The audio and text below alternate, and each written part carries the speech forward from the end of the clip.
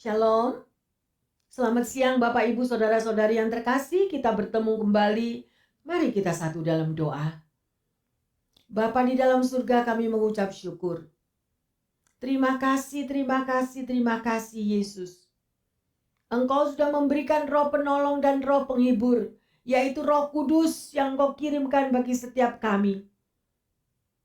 Karena Engkau tahu persis ya Tuhan, apa yang kami perlukan hidup di dunia ini. Bersama dengan Roh Kudus kami mampu melakukan segala perkara yang besar. Memang tidak mudah untuk menjalani hidup di dunia ini.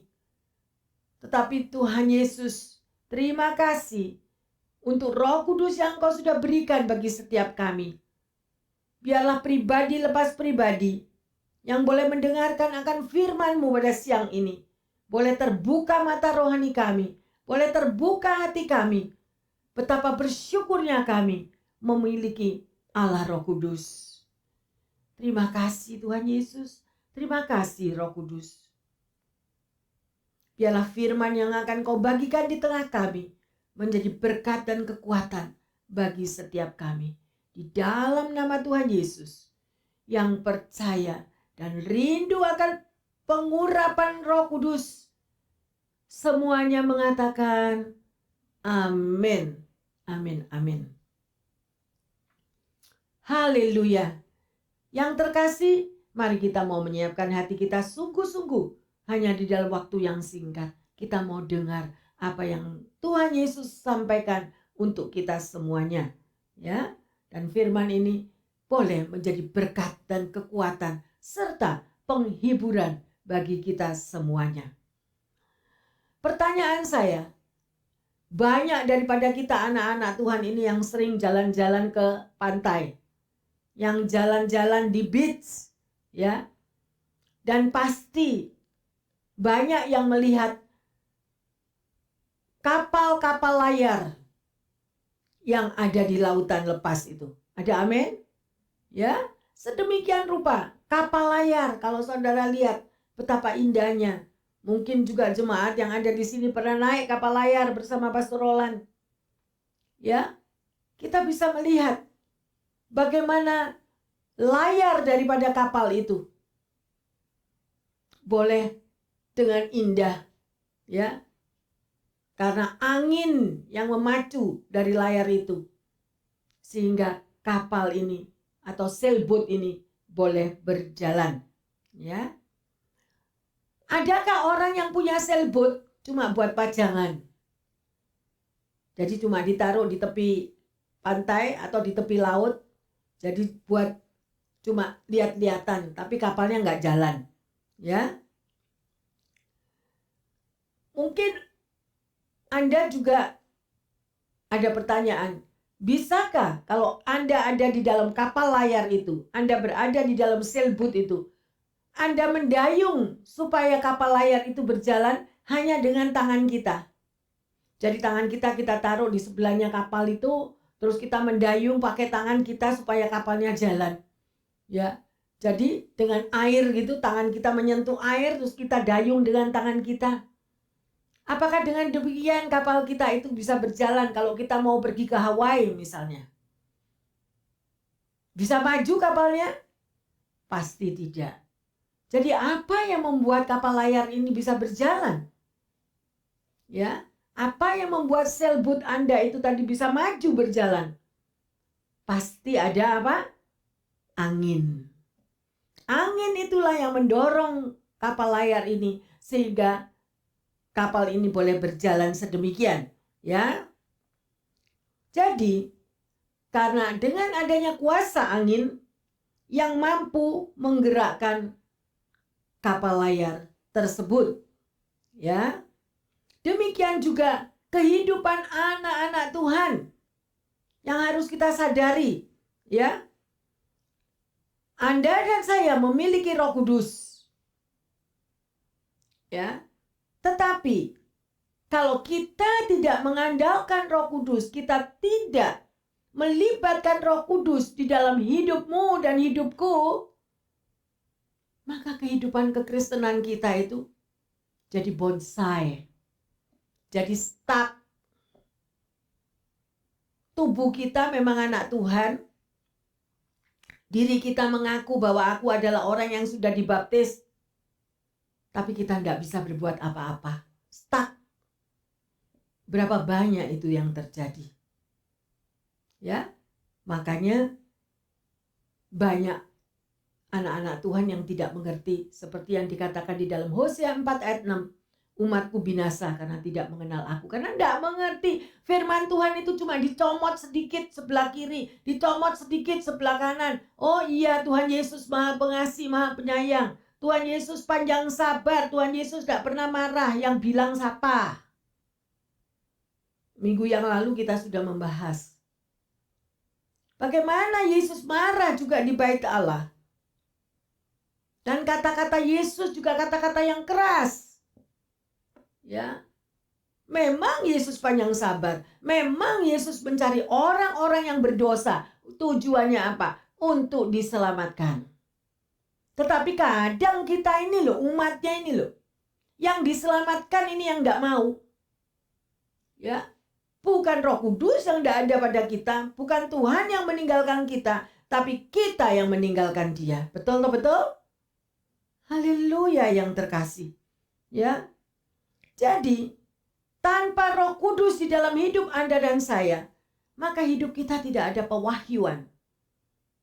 Firman Tuhan mengatakan apa? Yuk balik lagi. Aku akan memberitahukan rahasia-rahasiaku kepada umatku yang kukasihi. Lah kalau baca firman Tuhan yang tidak tahu, Alkitab cuma dikebusin. Kalau waktunya berangkat ke gereja pun juga kadang sulit. Lah makanya kita ini jadi Kristen yang Kristen-Kristenan. Sudah waktunya yang terkasih. Kita melihat sekeliling kita di akhir zaman ini loh. Kalau kita mau lihat keadaan tanda-tanda zaman, Anda pasti akan tergerak atau tersentuh hati. Sekarang kok tambah parah ya? Sekarang kok keadaan dunia begini ya? Lah, sekarang kalau kita sudah tahu apakah tindakanmu dan tindakanku untuk mengatasi semuanya itu. Ya, kita butuh Roh Kudus. Kita butuh Tuhan Yesus. Tanpa Dia, kehidupan rohani kita itu stuck, bonsai. Ya. Banyak anak-anak Tuhan yang mengaku anak Tuhan. Bangga banget aku sudah dibaptis, aku sudah pelayanan, aku sudah aktif di gereja. Tetapi kalau tanpa ada persekutuan pribadi, tanpa ada relationship pribadi dengan Tuhan, Tuhan dengan Roh Kudus ya, sama itu. Kalau kita nggak ada relationship itu, zero besar itu loh. Kosong. Jadi kehidupan kita akan sia-sia sedemikian rupa. Ya. Sekarang pertanyaannya, siapakah yang mengontrol hidup Anda? Siapakah yang mengendalikan hidup kita? Selama kita ada di muka bumi ini, siapa yang mengendalikan? Karena bermacam-macam anak-anak Tuhan. Ya. Ada orang yang hidupnya dikendalikan oleh duit.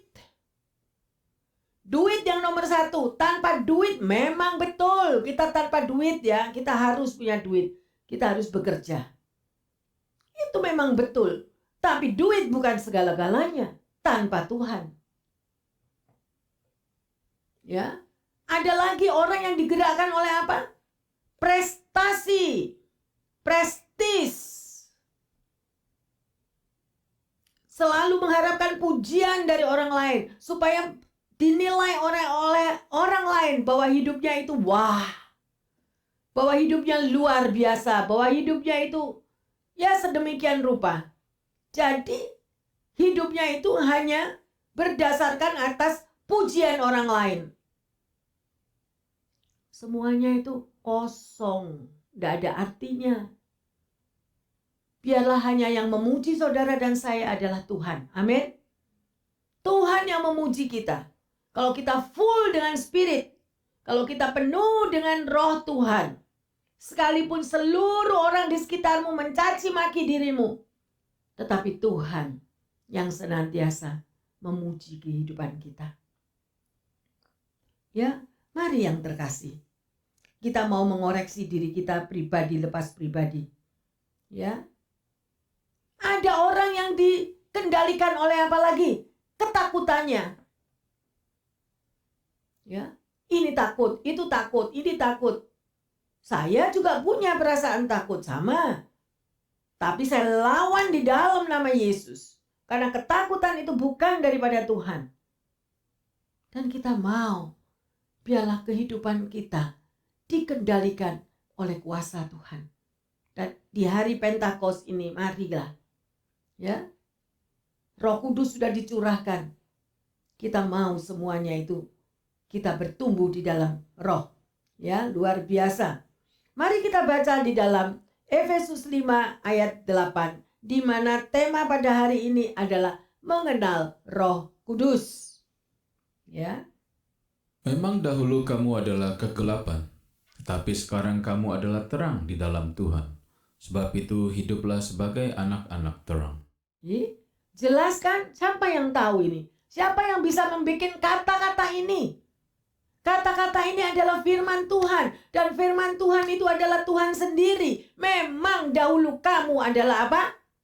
Kegelapan. Tetapi sekarang kamu adalah apa? Adalah terang di dalam Tuhan. Sebab itu hiduplah sebagai anak-anak terang. Ya. Sudah dikasih tahu. Hiduplah sebagai anak-anak terang. Tapi kita senang banget hidup kalau di dalam gelap-gelap gitu. Bu Pendeta ini kan sudah ngalami masa muda toh. Hidup dalam gelap itu romantis. Sih. Ya suka-sukanya. Berapa banyak orang yang hidup dalam kegelapan, jalan ke sandung-sandung sampai tiarap-tiarap. Ya, karena tidak ada terang daripada Kristus itu. Ya, sekali lagi kita mau koreksi diri. Bapak, Ibu, saudara-saudari yang terkasih, pendengar yang setia. Pertanyaannya adalah, siapa yang mengendalikan hidupmu? Siapakah yang mengendalikan diri kita? Ya. Di dalam Amsal 16 ayat 9 di situ dikatakan, hati manusia itu memikir-mikirkan jalannya, tetapi Tuhan yang menentukan arah langkahnya. Saudara boleh punya dream, saudara boleh punya mimpi-mimpi indah.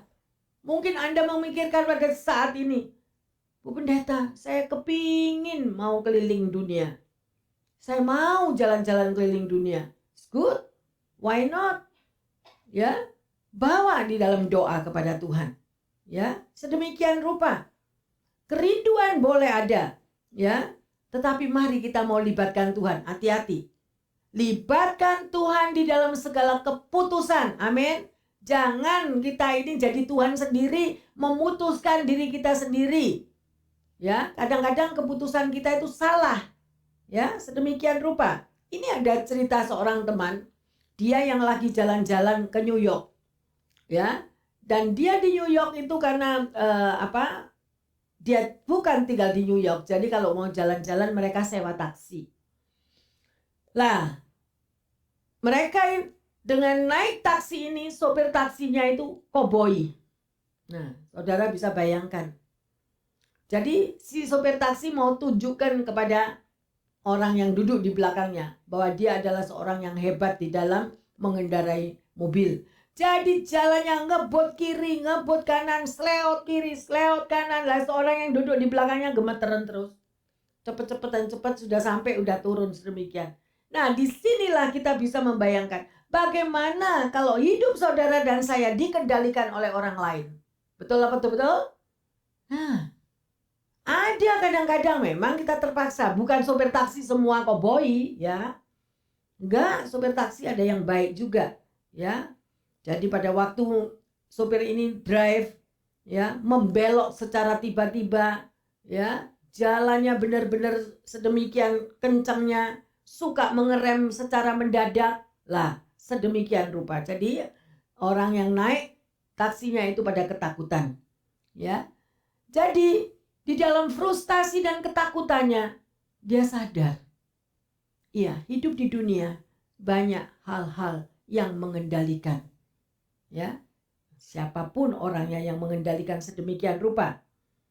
Ya, jadi hidup kita itu banyak bergantung dengan apa yang ada di sekeliling kita. Dan itu adalah kecenderungan manusia untuk selalu mengendalikan segala sesuatu. Kita sendiri nih loh, mau take control.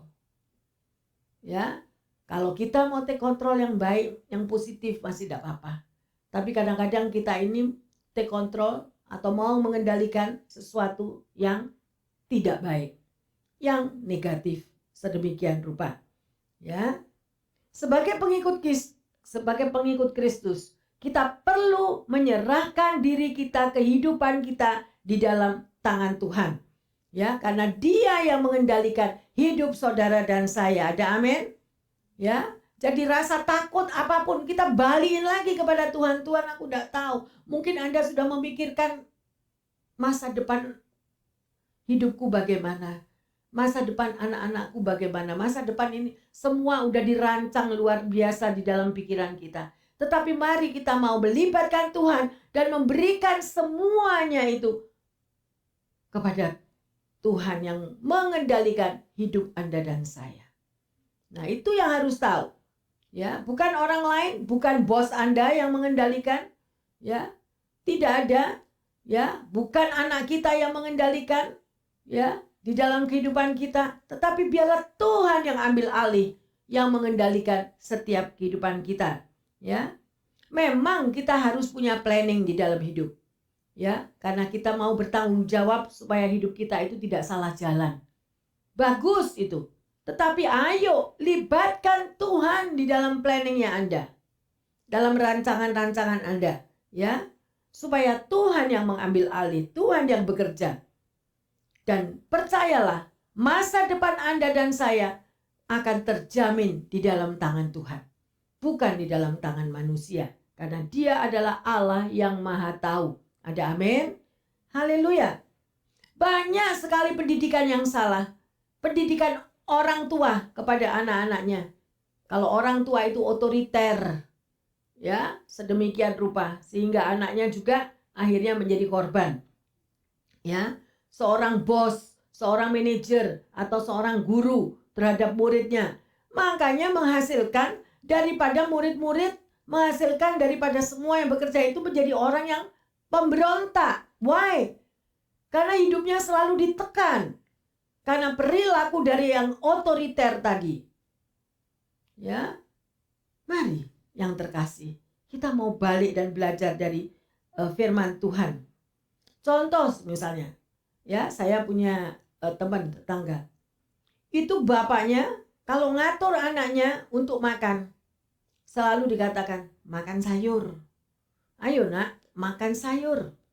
Kenapa anaknya dididik untuk selalu makan sayur, melibatkan sayur? Why? Karena itu sehat. Betul tak betul? Sayur itu adalah sehat. Ya, sedemikian rupa. Terus lagi, ada bapak yang saya dengar sendiri. Jangan pegang kabel listrik.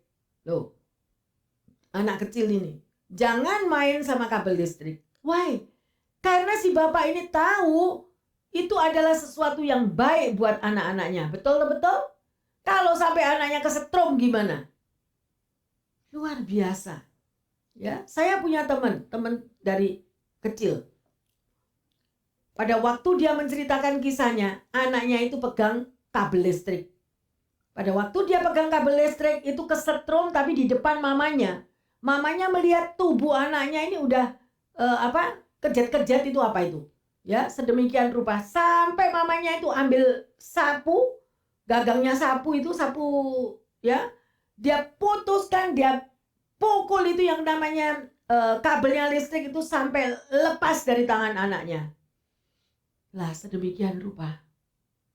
Demikian juga pendidikan Tuhan bagi Anda dan saya.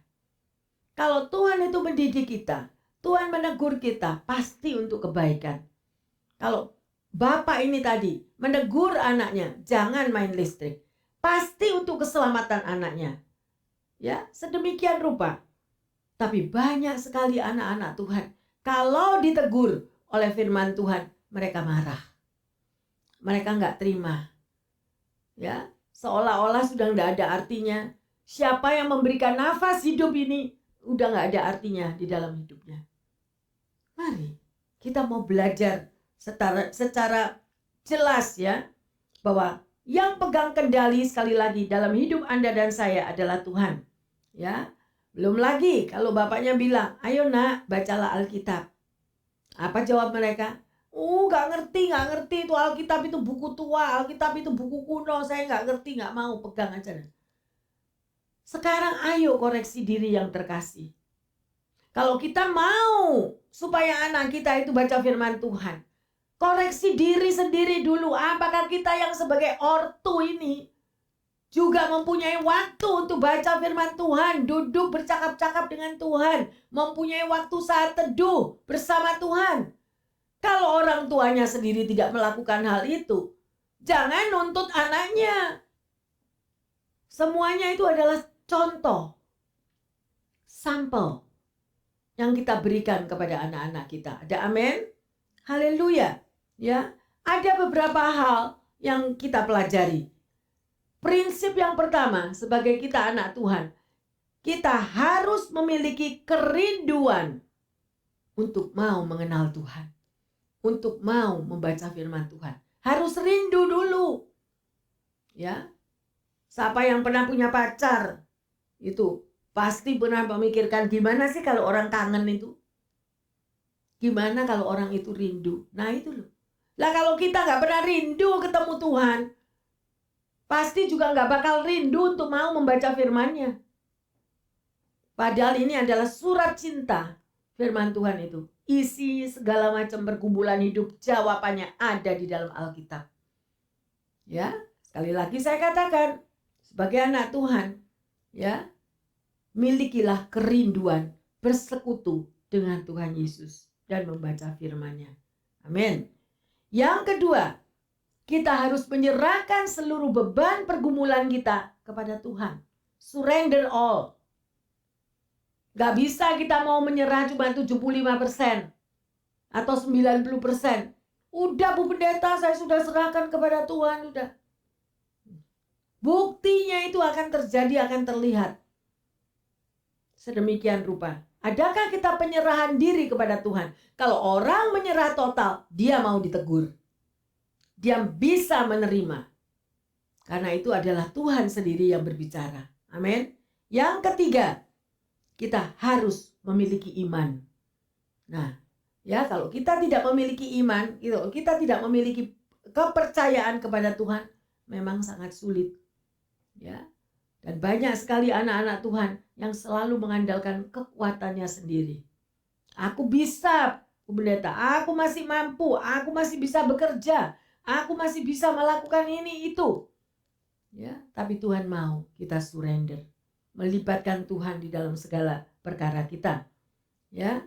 Sekarang pertanyaannya, berapa banyak anak-anak Tuhan yang sudah menerima jamahan Roh Kudus? Ya, pasti ada sesuatu yang berbeda. Kalau kita itu sudah terjamah oleh Roh Kudus, ya. Nggak ada itu orang yang sudah dijamah Roh Kudus itu untung-untungan. Oh, Bu Pendeta dia bisa bahasa roh kan karena dia beruntung. Nggak ada. Nggak ada untung-untungan. Kuncinya itu cuma satu. Kalau Anda mau melekat kuat, memiliki hubungan intim, memiliki hubungan pribadi dengan Tuhan, disiplin. Saudara pergi ke dokter, sakit, dikasih antibiotik. Every day. Kamu harus minum obat ini setiap hari. Ya. Kalau Anda minumnya hari ini ingat, besok lupa. 3 hari sekali baru minum obatnya, lah kapan sembuhnya? Demikian juga hubungan pribadi kita dengan Tuhan. Dia selalu menunggu Anda dan saya setiap hari, setiap waktu. Panggil dia, sebut namanya, agungkan dia, muliakan dia. Anda akan lihat sesuatu yang dahsyat akan terjadi dalam hidupmu.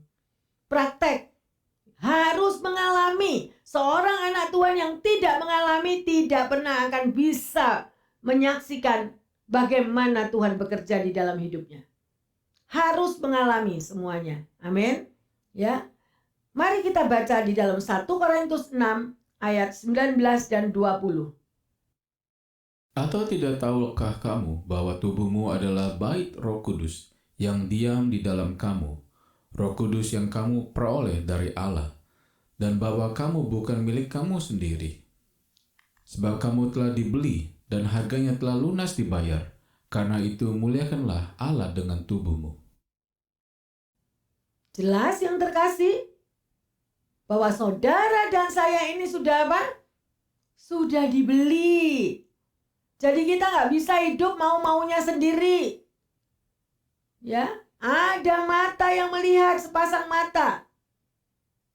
Kemana arah tujuan apa saja yang saudara dan saya lakukan. Ya, kalau Anda mengenal firman Tuhan, maka Anda tahu rambu-rambu di dalam perjalanan hidupmu sebagai anak Tuhan. Makanya banyak orang salah jalan karena tidak tahu apa yang tertulis di dalam surat cintanya Tuhan. Ya. Mari kita baca di dalam Korintus 3 ayat 1 dan 2. Dan aku, saudara-saudara, pada waktu itu tidak dapat berbicara dengan kamu seperti dengan manusia rohani, tetapi hanya dengan manusia duniawi yang belum dewasa dalam Kristus.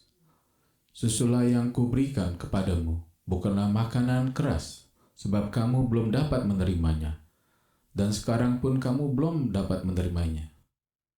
Haleluya, lihat ini, pegang ini loh pada ayat yang kedua. Susulah yang kuberikan kepadamu, bukanlah makanan keras. Makanya ada orang Kristen yang 60 tahun sudah dibaptis, hidupnya ya sama, gak pernah berubah. Mau marah ya marah terus, yang mau jadi diktator ya diktator terus. Tidak ada buah-buah roh. Kenapa? Karena yang di sini yang dikatakan adalah manusia rohani. Ya. Jadi kita itu adalah anak Tuhan yang benar kalau manusia rohani kita itu diberi makan terus. Ya, ada spirit Tuhan, bukan spirit dunia. Karena kita tahu semua firman mengatakan, ya, jangan mengadakan apa? Persahabatan dengan dunia. Kalau kita bersahabat dengan dunia, permusuhan dengan Allah. Memang jadi sahabatnya dunia itu enak. Glamur, nikmat, dipuji-puji orang, disanjung orang. Nah itu loh manusia daging. Tapi yang sedemikian rupa itu menjadi permusuhan dengan Allah. Ya, sampai dikatakan sekalipun 60 tahun sudah dibaptis. Lihat ayat kedua tadi. Sebab kamu belum dapat menerima apa yang firman katakan ya. Dan sekarang pun kamu belum dapat menerimanya. Bagaimana saudara yang sudah 60 tahun dibaptis, 50 tahun dibaptis, kita bisa melihat dan menerima kuasa Roh Kudus? Kuncinya adalah satu. Memiliki hubungan pribadi dengan Tuhan. Jangan pada waktu setelah dibaptis, waduh berapi-api luar biasa. Ya. Seperti semuanya itu terlihat berbeda. Ya. Karena di dalam dirinya itu ada api Roh Kudus, tetapi sayangnya kita tidak pelihara. Akhirnya api tadi surut dan akhirnya mati. Maka kehidupannya menjadi kering kerontang. Kuncinya di situ. Kenapa ada masalah demi masalah terjadi? Kenapa orang itu akhirnya menjadi malas atau kering atau gersang? Yaitu kuncinya. Karena tidak pernah menjaga hubungan pribadinya dengan Tuhan. Ya, sedemikian rupa. Mari kita belajar terlebih dahulu. Apa yang dimaksud dengan manusia jasmani dan apa yang dimaksud dengan manusia roh, manusia rohani. Ya, Alkitab itu memberitahu bahwa manusia terdiri dari 3 bagian. Bapak, Ibu, saudara-saudari yang terkasih, ya, jelas dikatakan di sini, ya. Manusia terdiri dari 3 bagian, yaitu tubuh, jiwa, dan roh. Ya, manusia itu adalah makhluk rohani. Ya, sedemikian. Yang memiliki jiwa dan tinggal sementara di dalam tubuh selama kita hidup di dunia. Pada waktu kita hidup di dunia itu manusianya itu, ya, kita ini manusia daging itu ada, ya. Tetapi manusia roh itu juga ada di dalam diri kita setelah kita menerima Tuhan sebagai juru selamat. Dan dia akan tinggal tetap di dalam diri kita. Dan sebagai anak Tuhan, saudara dan saya harus merawat manusia rohani tadi. Harus diberi makan terus manusia rohaninya. Melalui apa? Pujian, penyembahan, berdoa, ya, disitulah, ya. Oleh karena itu penting sekali bagi kita untuk mengupgrade manusia rohani kita. Tiap hari kita harus manusia rohani diberi makan. Ya. Sekali lagi pertanyaannya, siapa yang memegang kendali di dalam hidup Anda dan saya? Manusia daging atau manusia rohani? Ya. Ini ada sebuah kesaksian. Ada seorang yang bernama Walt Kelly Pogo mengatakan, ya, Walt Kelly ini mengatakan, musuh kita itu adalah diri kita sendiri. Sebetulnya, ya. Seorang teman pergi ke kebun binatang di New York. Ya, ada suatu tempat bertuliskan binatang yang paling berbahaya di dunia. Dan di situ ada kaca. Ya. Dan pada waktu orang tersebut melihat kaca itu, ya, muncullah tulisan yang berkata, inilah binatang yang paling berbahaya di dunia. Anda mengerti? Ya, tadi kan Bapak ini Walt Kelly mengatakan, musuh kita itu yang paling besar ya diri kita sendiri. Nah, ya, saya ulangi lagi ceritanya. Dan setelah pergi ke kebun binatang, ya, dan di situ ada kaca yang besar, Bapak ini lihat siapa yang ada di dalam kaca, terus ada tulisannya, inilah binatang yang paling berbahaya di dunia. Jadi bukan orang lain, benar? Makanya, tapi kenapa anak Tuhan selalu nyalain orang lain? Ya, orang lain boleh apa saja kritik atau apa saja mencaci maki kita atau apa. Kalau kita bisa handle, kalau kita bisa self control, ya, kalau kita nggak menang-menangan, kita bisa menguasai manusia daging kita. Amin. Ya, oleh karena itu mari libatkan Roh Kudus di dalam kehidupan kita. Bereskan kehidupan kita setiap hari, ya, dengan Tuhan. Kita baca di dalam Galatia 5, 16 dan 17. Maksudku ialah hiduplah oleh roh, maka kamu tidak akan menuruti keinginan daging. Sebab keinginan daging berlawanan dengan keinginan roh, dan keinginan roh berlawanan dengan keinginan daging. Karena keduanya bertentangan, sehingga kamu setiap kali tidak melakukan apa yang kamu kehendaki. Luar biasa. Lah ini loh, sebagai anak Tuhan harus tahu firman ini. Pegang Galatia 5, 16, 17 ini. Ya. Hidup di dalam roh, itu artinya sebuah proses kehidupan yang selalu mati dengan keinginan diri sendiri. Nah, jadi ego kita itu setiap hari harus mati. Jangan dikit-dikit marah, ya. Kalau kita selalu membawa attitude yang sedemikian, lama-lama nggak ada orang yang mau dekat. Siapa yang mau dekat sama tukang marah? Benar nggak? Karena nggak ada damai sejahtera. Ya, nggak ada sukacita. Mari kita selalu berjalan sesuai dengan apa yang firman Tuhan katakan. Ya, bagaimana caranya sekarang?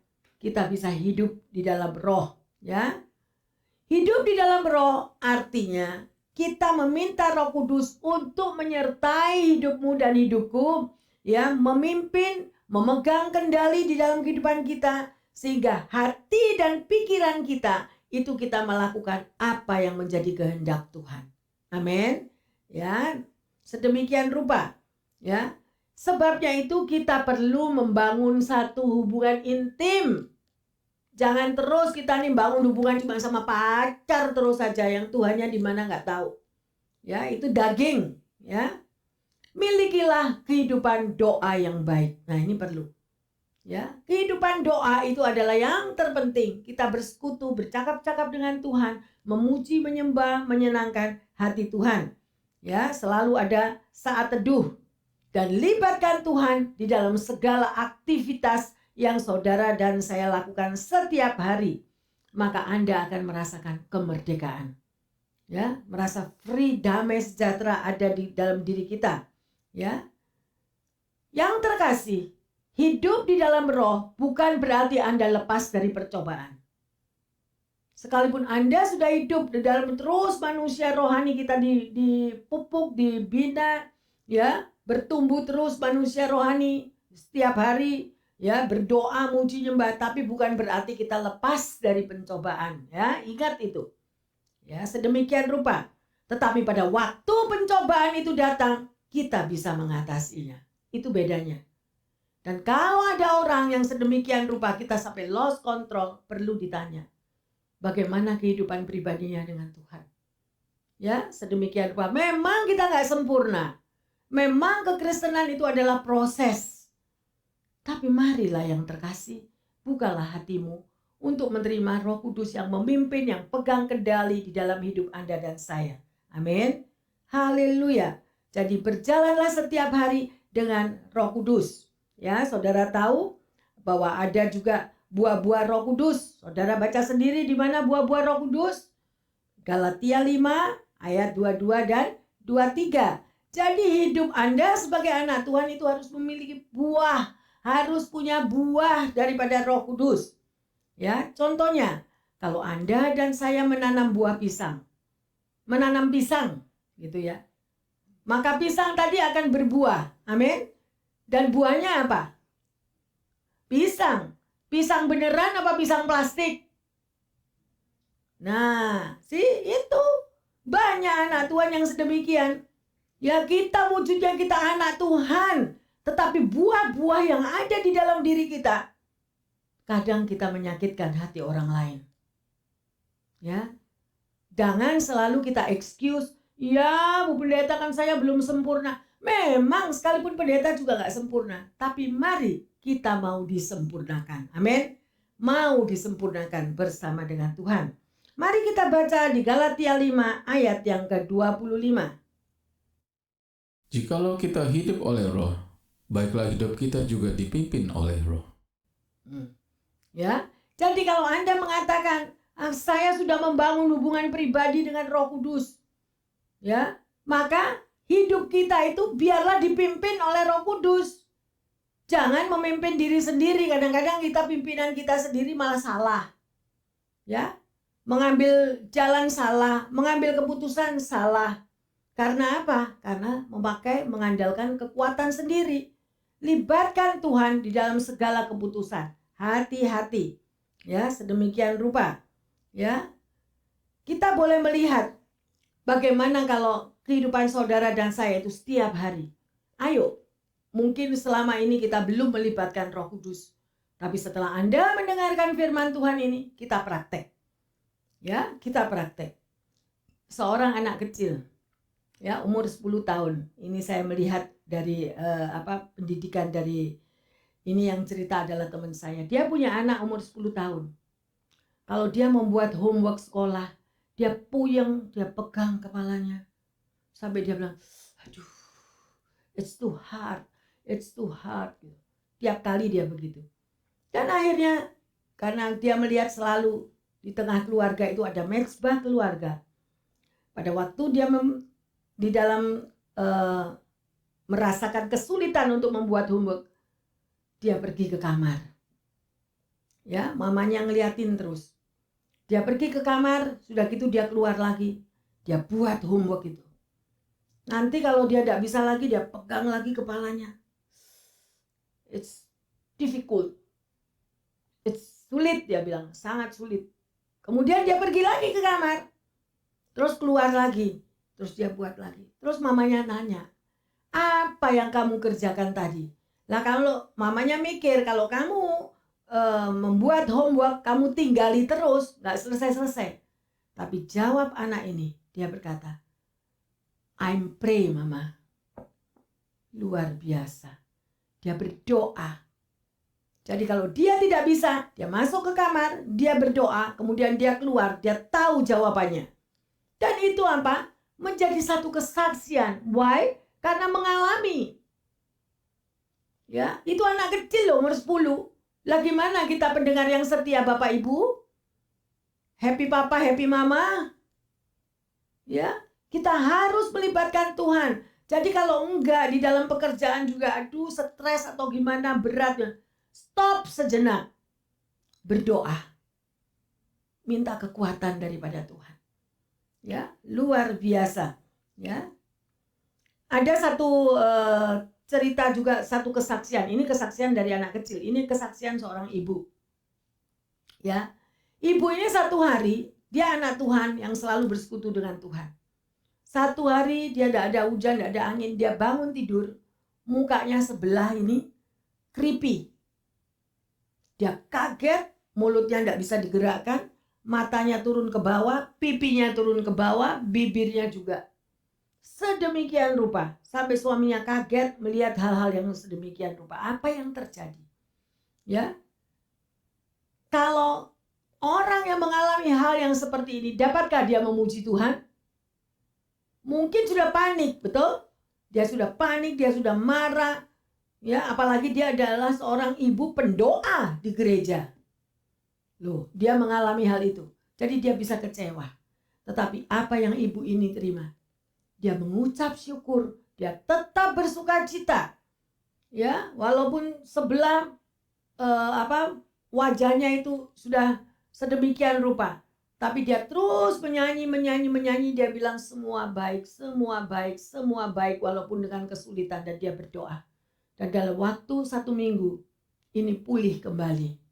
Ya, ayo yang terkasih, Bapak Ibu pendengar akan firman Tuhan ini, libatkanlah Tuhan. Ada kuasa di dalam doamu, ada kuasa di dalam pengucapan syukurmu, ada jawaban doa kalau kita selalu memiliki hubungan pribadi dengan Tuhan Yesus. Ada amin? Haleluya. Ya, sedemikian rupa. Ya. Anda tahu, pasti pendengar yang ada di sini, Anda maybe memiliki motor atau mobil. Ya. Apakah motor atau mobil itu tadi bisa jalan kalau tidak ada apa? Nggak ada mesinnya. Bisa jalan? Nggak bisa. Sekalipun sepeda motor, saudara, nggak akan jalan. Mobil lagi, kalau nggak ada mesinnya ya cuma mobil tapi nggak bisa jalan. Demikian juga daripada anak-anak Tuhan. Kalau kita mengaku sebagai anak Tuhan, tetapi kita tidak memiliki hubungan pribadi dengan Tuhan dan Roh Kudus, ya, yang terkasih, maka kita ini kosong. Kosong. Jalan ya jalan, kayak robot bisa. Ya, semuanya kelihatan hebat, kelihatan wah, kelihatan glamor, tetapi empty, tapi kosong. Sedemikian rupa, apa gunanya? Di akhir zaman, kunci ada di dalam diri Anda dan saya. Bukan cuma akhir zaman, dari zaman dahulu kala, zaman Yesus. Ya, kalau Anda di dalam diri kita itu kosong, tidak ada hubungan pribadi dengan Tuhan dan Roh Kudus, maka kita itu apa yang kita lakukan semuanya itu adalah sia-sia. Ya, sedemikian rupa. Ya, kita sangat memerlukan campur tangan Tuhan, campur tangan Roh Kudus.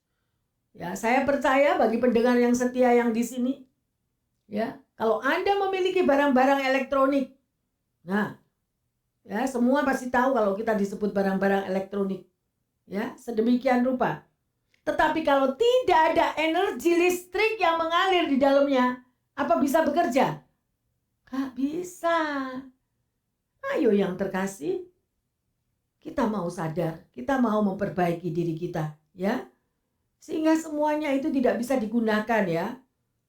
Hidup Anda dan saya adalah berkat anugerah daripada kasih Allah Bapa untuk kita juga boleh menjadi berkat bagi sesama kita, ya. Rasul Paulus juga memberitahukan akan hal itu kepada jemaat yang ada di Roma. Ya, mereka harus hidup selalu dipimpin oleh Roh Kudus. Ya, karena hanya Roh Kudus yang dapat melepaskan saudara dan saya daripada keinginan daging. Keinginan daging itu sudah Kak, ya saudara, saya tidak mau menghakimi, Anda pasti tahu sendiri. Ya, Anda boleh baca di dalam Roma 8 ayat 2, di situ mengatakan, ya, Roh yang memberi hidup telah memerdekakan kamu dalam Kristus dari hukum dosa dan hukum maut. Loh, Roh berarti Roh Kudus. Ya, sedemikian rupa. Kalau kita mengandalkan kekuatan kita sendiri, maka semuanya itu akan sia-sia, ya. Dan kita akan terjebak selalu hidup di dalam manusia lama kita, ya. Berbuat dosa, menyesali dosa, dan itu terus silih berganti, ya, menjadi satu siklus kehidupan, ya. Tetapi kita di dalam kehidupan yang selalu bersekutu dengan Tuhan, kita akan tahu apa yang harus kita perbuat. Mari kita lanjut di dalam Kisah 13 ayat yang ke-52. Dan murid-murid di Antiokhia penuh dengan sukacita dan dengan Roh Kudus. Ya, mengapa murid-murid di Antiokhia ini penuh dengan sukacita? Karena Roh Kudus ada di dalam hidup mereka. Karena mereka dilawat oleh Roh Kudus. Ya, jadi buah daripada Roh Kudus itu adalah hidup Anda, walaupun di dalam tantangan pergumulan tetap ada sukacita. Seperti ibu yang mengalami keripik sebelah wajahnya itu tadi. Amin. Haleluya. Tetap ada damai, tetap ada kasih Bapa. Ya. Kita juga akan melihat di dalam Efesus 5 ayat 20 dan 21. Ucaplah syukur senantiasa atas segala sesuatu dalam nama Tuhan kita Yesus Kristus kepada Allah dan Bapa kita, dan rendahkanlah dirimu seorang kepada yang lain di dalam takut akan Kristus. Amin. Ya, jadi di dalam kitab Efesus 5 ini benar-benar semuanya itu tertulis dengan jelas. Untuk Anda bisa mengalami damai, sejahtera, sukacita, ucapkanlah syukur senantiasa, ya, kepada Tuhan kita. Dan satunya apa? Lagi dikatakan 21. Rendahkanlah dirimu satu dengan yang lain. Jangan ada kesombongan. Ya, karena kesombongan itu adalah awal dari kehancuran. Semuanya ada dan itu firman Tuhan yang berbicara. Bapak, Ibu, Saudara yang terkasih, saya mau katakan, di dalam kitab Efesus 5 itu sangat amat jelas. Ya, di situ tertulis surat cinta daripada Tuhan. Bagaimana hubungan suami istri. Bagaimana itu hubungan antara anak dan orang tua. Bagaimana itu hubungan di tengah keluarga, ya? Bagaimana hubungan dengan sesama? Karena banyak sekali sekarang ini zamannya komputer, zamannya internet semua. Banyak anak-anak muda yang tidak mau punya teman. Tidak ada pertemanan, mereka cuma puas hanya ditemani sama komputer. Nggak keluar-keluar dari kamar, hanya main game di kamar, komputer di kamar. Betul, ayo. Iya, terus mau apa? Nggak ada kehidupan sosialisasi lagi. Padahal firman Tuhan itu tertulis dengan jelas. Ayo, pendengar yang terkasih, baca Efesus 5 semua. Maka Anda akan tahu apa yang tertulis di situ. Ya, jadi anak Tuhan harus memiliki hubungan relationship yang pertama dengan Tuhan, ya. Kemudian yang kedua dengan sesama, di tengah keluarga, di tengah pekerjaan, dan di tengah pertemanan. Itu sangat amat penting. Sudah ada rule-nya, sudah ada tertulis di situ, ya. Billy Graham pernah menceritakan tentang suatu pertobatan yang dialami oleh Morrison, ya, namanya Mr. Morrison. Dia adalah pendiri dari Asbury Theology Seminary. Ya, ia mengungkapkan bahwa pada satu hari Morrison ini pada waktu bekerja di tanah pertaniannya sedang membajak sawah. Tiba-tiba ia melihat seorang pendeta Metodis yang sudah tua lewat dengan kudanya. Morrison mengenal orang tua itu sebagai orang tua yang sangat ramah dan amat saleh. Ketika melihat orang tua tersebut berjalan di depannya pada hari itu, ia seperti disadarkan akan dosanya yang sangat besar, dan ia sampai jatuh berlutut di antara pematang-pematang sawahnya. Ya, ia menyerahkan hidupnya kepada Tuhan, dan ia mengatakan di dalam kisah nyatanya ini, ya, datang kepada Billy Graham dan berdoa dengan sungguh-sungguh. Dan dia katakan, "Ya Tuhanku, jadikanlah aku seperti orang kudus-Mu yang seperti itu." Ya, sedemikian rupa.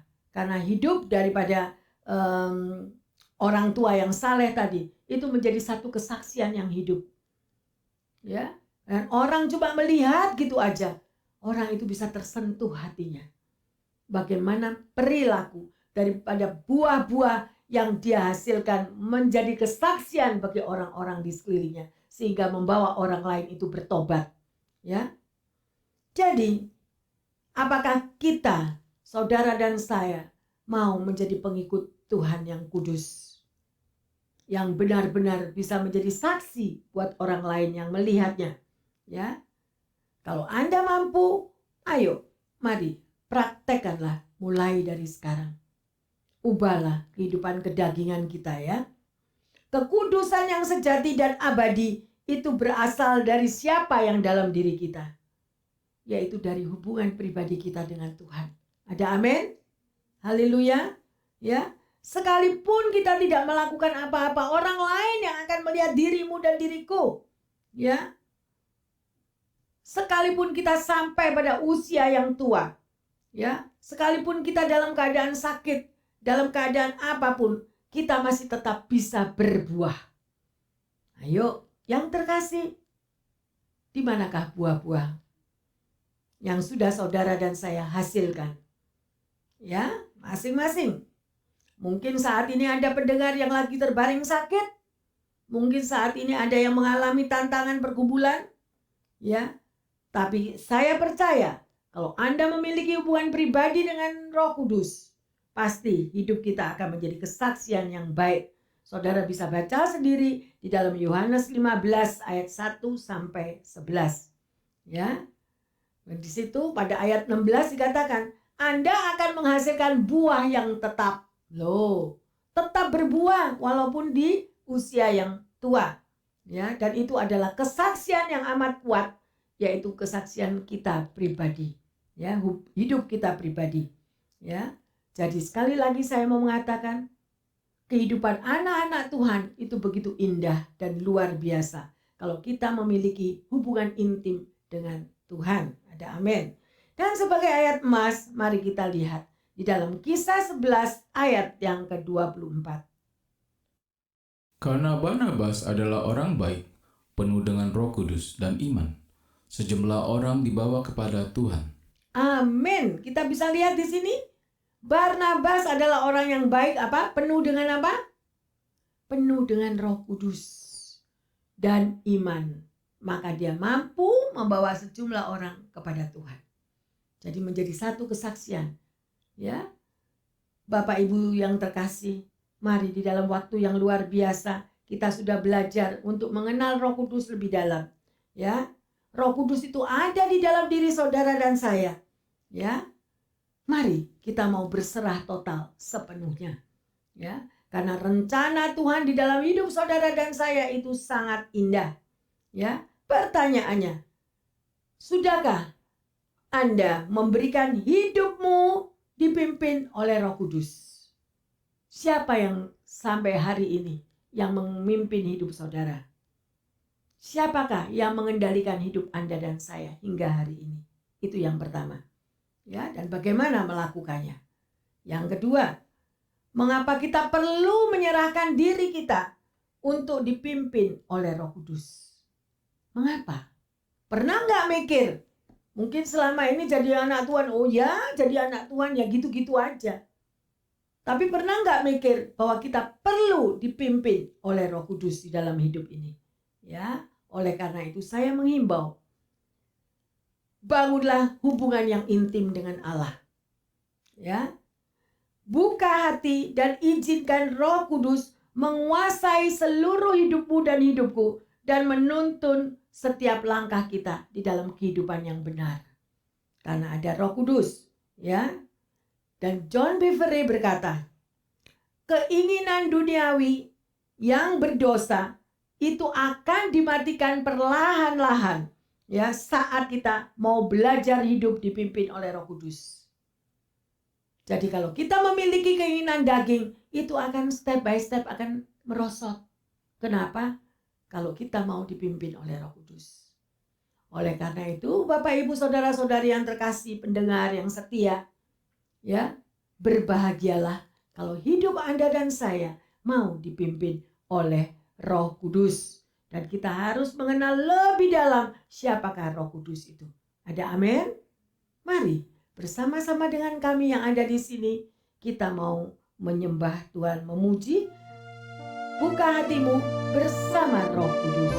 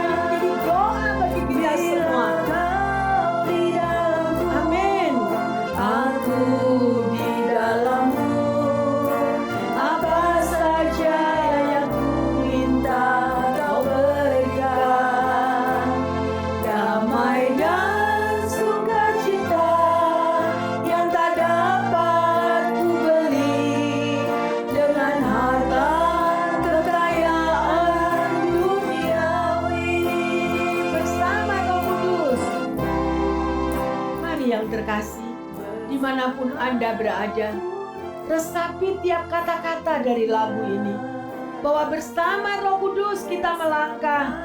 Bersama dengan Roh Kudus, saudara dan saya berjalan. Bersama Roh Kudus, saudara dan saya mampu menghadapi di dalam kehidupan ini dan hidup penuh sukacita, karena Roh Kudus sebagai penolong atas hidup kita. Bila kau di dalamku, aku di dalammu, apa saja yang ku minta kau berikan. Amin. Damai dan sukacita yang tak dapat ku beli dengan harta kekayaan duniawi. Bila kau di dalamku, aku di dalammu, apa saja yang ku minta kau berikan. Haleluya. Damai dan sukacita yang tak dapat ku beli dengan harta kekayaan duniawi. Hanya Yesus,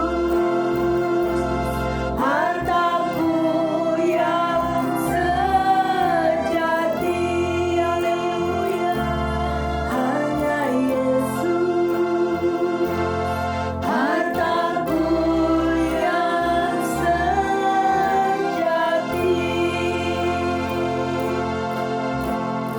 Terima kasih Bapa di dalam surga. Engkau sudah berfirman atas kami. Engkau bukakan mata rohani kami dengan jelas ya Tuhan, agar kami boleh lebih mengenal akan Roh Kudus. di mana Engkau yang memberikan Roh Kudus kepada setiap kami, kepada setiap pendengar dimanapun mereka berada. Biarlah firman yang ditabur ini boleh menjadi berkat dan kekuatan, sehingga kami tidak pantang menyerah Tuhan, terus maju berjalan bersama dengan Engkau. Kami mau memiliki hubungan pribadi dengan-Mu Bapa. Kami mau ya Roh Kudus, sehingga hidup kami semakin dituntun dan dipimpin setiap hari. Kami boleh disegarkan, kami boleh dikuatkan, kami boleh menjadi berbeda, menjadi manusia yang baru di dalam Engkau. Terima kasih Bapa dalam surga. Terima kasih Roh Kudus. Hamba berdoa secara khusus bagi para pendengar yang setia. Apapun keberadaan mereka, ya Tuhan, yang harus mereka hadapi di dalam perjuangan hidupnya. Mungkin ada yang sakit, mungkin ada yang letih lesu dan yang beban berat. Mungkin juga ada yang putus asa ya Bapa. Mari Roh Kudus, hamba percaya Engkau akan melawat mereka. Engkau akan datang di dalam kamarnya. Engkau akan menjamah tubuhnya. Dan Engkau akan alirkan kekuatan yang baru. Karena bagi Tuhan tidak ada yang mustahil. Terima kasih Roh Kudus. Bagi mereka yang mengalami kesulitan dalam ekonominya, finansialnya, Bapa, kami percaya Engkau tidak akan tinggalkan mereka. Setiap perkataan mereka di dalam doanya, Engkau mendengar ya Tuhan. Berikan kekuatan, berikan jalan keluar, kirimkan penolong-penolong ya Tuhan. Karena janji-Mu ya dan amin, bahwa kami tidak pernah berjalan sendiri. Terima kasih Bapa. Damai sukacita yang Kau berikan melebihi daripada apa yang kami pikirkan. Terima kasih Bapa. Kami bangga mempunyai Tuhan Yesus. Kami bangga memiliki Roh Kudus. Dan kami berterima kasih karena Engkau juga berikan malaikat-Mu untuk menjaga setiap anak-anak-Mu dimanapun mereka berada. Terima kasih Bapa. Kami merasakan penghiburan-Mu. Kekuatan yang baru boleh kami terima sehingga kami mengalami kesegaran di dalam tubuh jiwa roh kami. Untuk mengenal Roh Kudus yang luar biasa. Di dalam nama Tuhan Yesus Kristus, hamba berdoa dan mengucap syukur.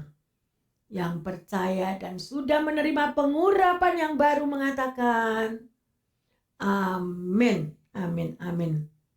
Bapak, Ibu, Saudara-saudari yang terkasih dimanapun Anda berada, percayalah bahwa Tuhan Yesus senantiasa menolong Anda, menghibur kita semuanya. Di dalam nama Tuhan Yesus kita sudah berdoa. Haleluya. Amin.